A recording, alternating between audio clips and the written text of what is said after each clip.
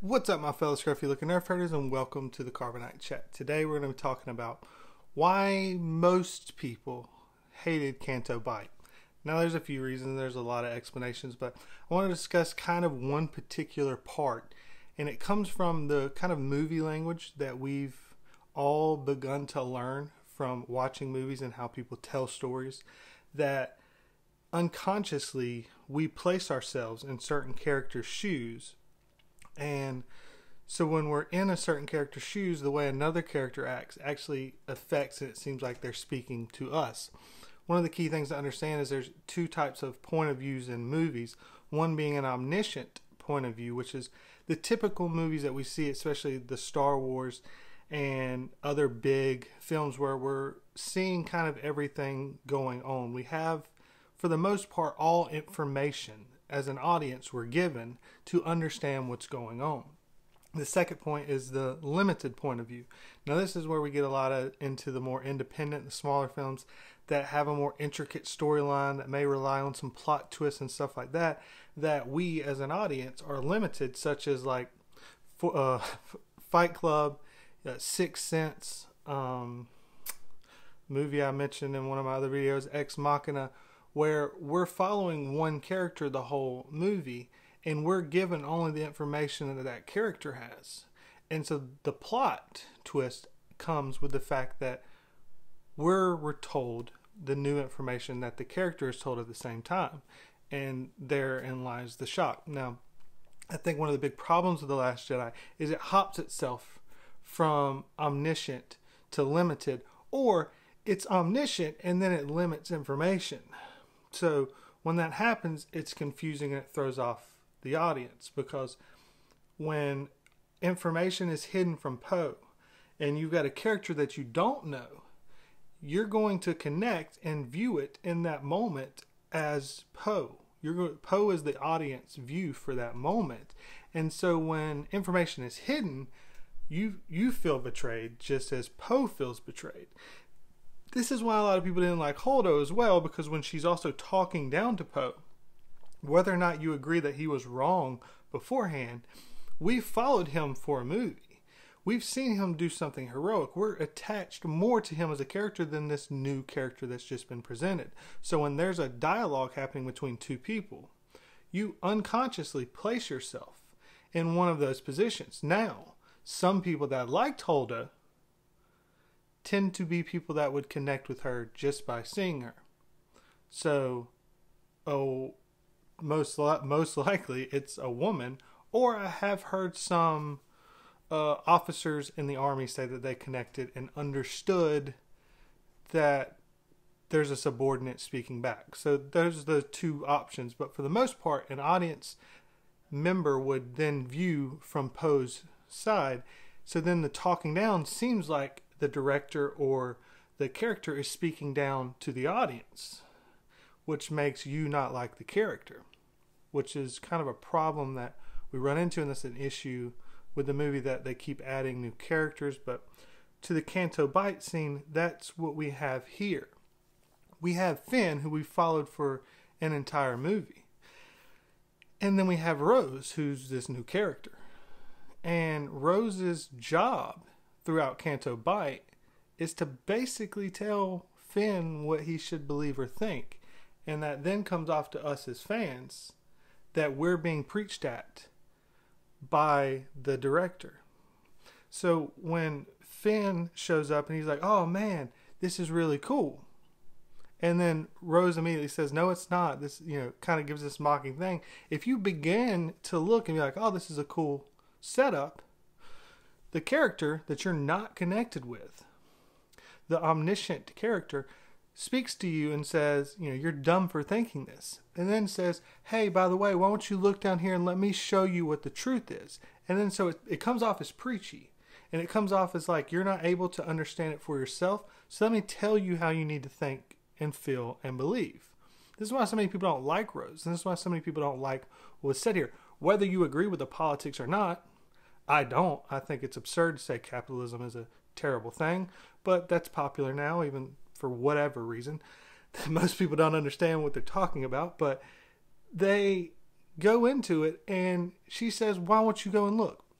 As opposed to stuff like with Mad Max, the most recent Mad Max, where it visually lets you see, where it doesn't tell you, this guy, this is the bad thing, look at how unfair this is, we need to be on the side of over here and we need to overturn this because this is bad. Now, you believe that and you think that because it just goes through and moves it visually and expresses it to you by what you see. There's not a character at the beginning that points and says, this guy's the bad guy, look at this is terrible, look at how he's abusing these people and not giving them enough water. You see it. You're like, oh man, that's terrible. Why couldn't Rose and Finn both be going through it, and if this is what you're wanting to put across, they stumble upon this going on, this happening. They see it and they think, wow, this is great. This is awesome. Look at this.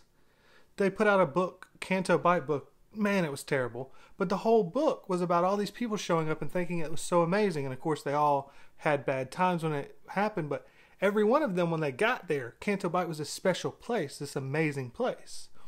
Why then does our character, Finn, the one that we're most connected to, most people are. Some people are connected to Rose, and I understand that. But for the majority of audience members, movie language tells us that we're going to connect and view everything in the eyes of the person that we have most grown to know and grown to understand.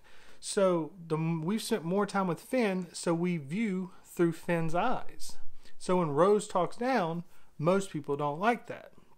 Why couldn't they both just see it as wow?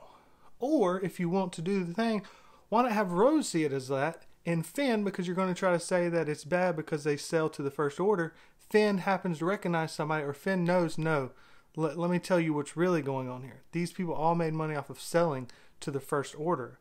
I had to come here and we picked up many ships and gave them tons of, let Finn, because that makes sense for the story. You understand Finn was in the First Order and you're like, oh man, okay.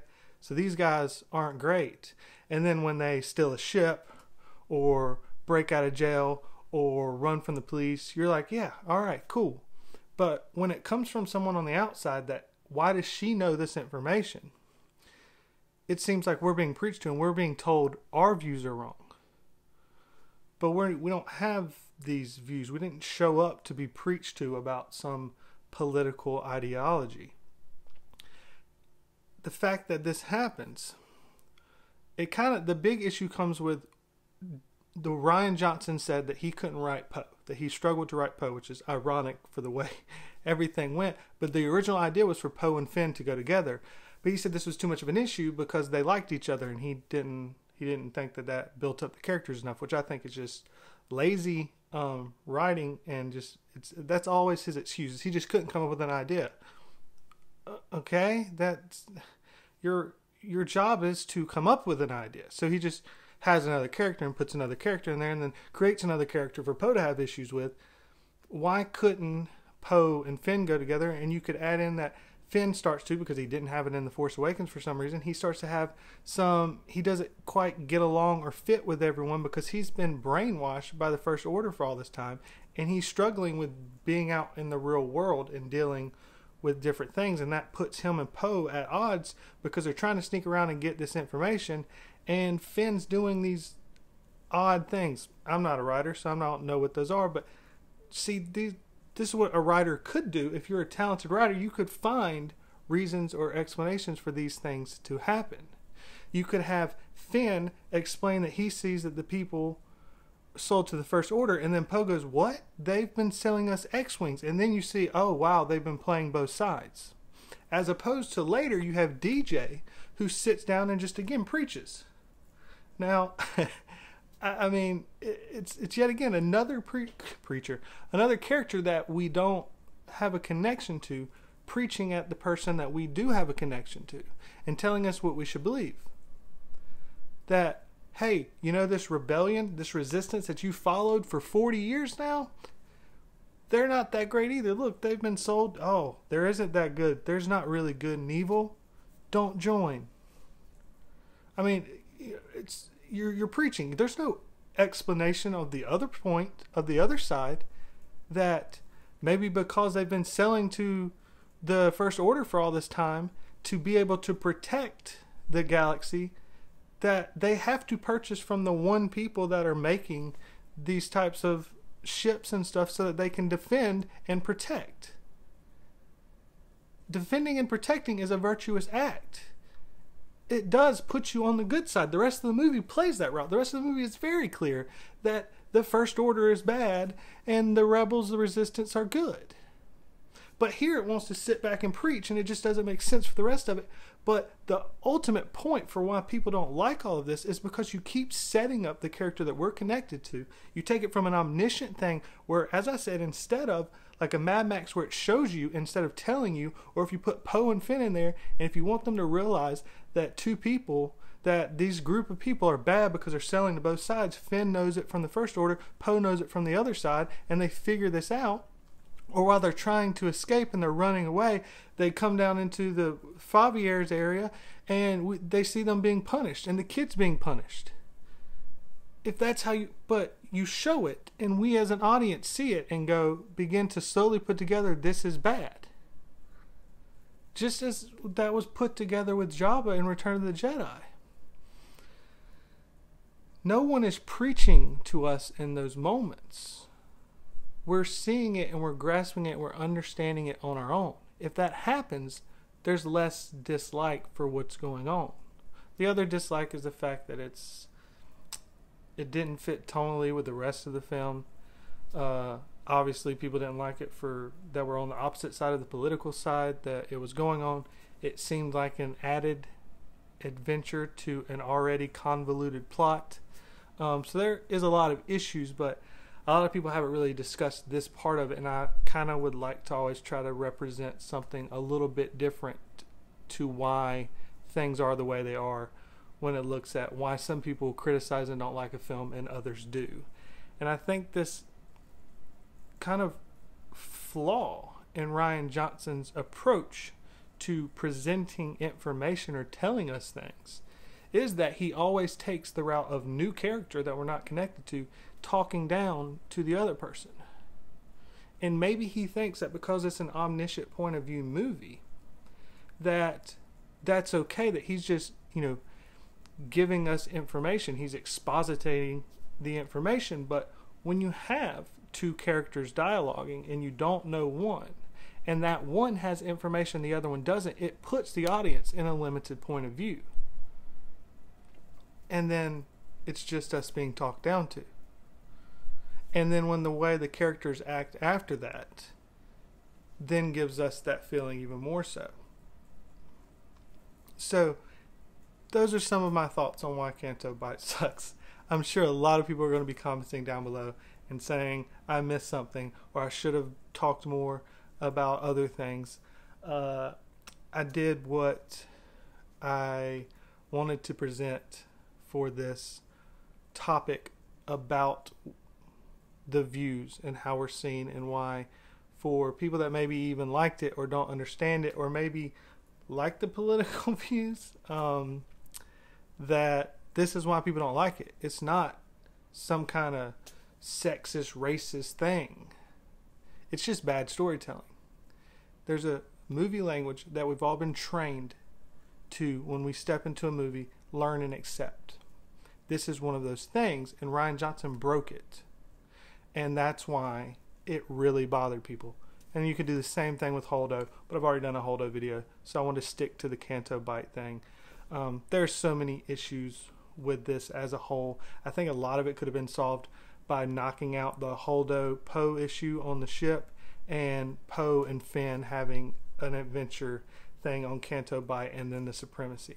You shrink it and you develop these characters that you have. You still have the character development of Poe in a different situation with Finn, where two characters that we are connected to now learn information, and so we never feel preached to, but we're learning information with the people that we're watching. We're staying omniscient. And then you have the character building of Luke and Rey, which I've done a video on that, and Snoke and Kylo, instead of constantly spreading out all of these different things, that storylines and subplots after subplot. So anyways, those are my thoughts. I look forward to hearing all of your thoughts down below. I'll post the Holdo video, I'll post my Poe video, and I'll post the Luke video, and I'll post something else right here. Also, I have my link to my TeePublic page down below if you would like to check that out. But as always, guys, thank you very much for watching, and never forget, you nerf herders, I love you.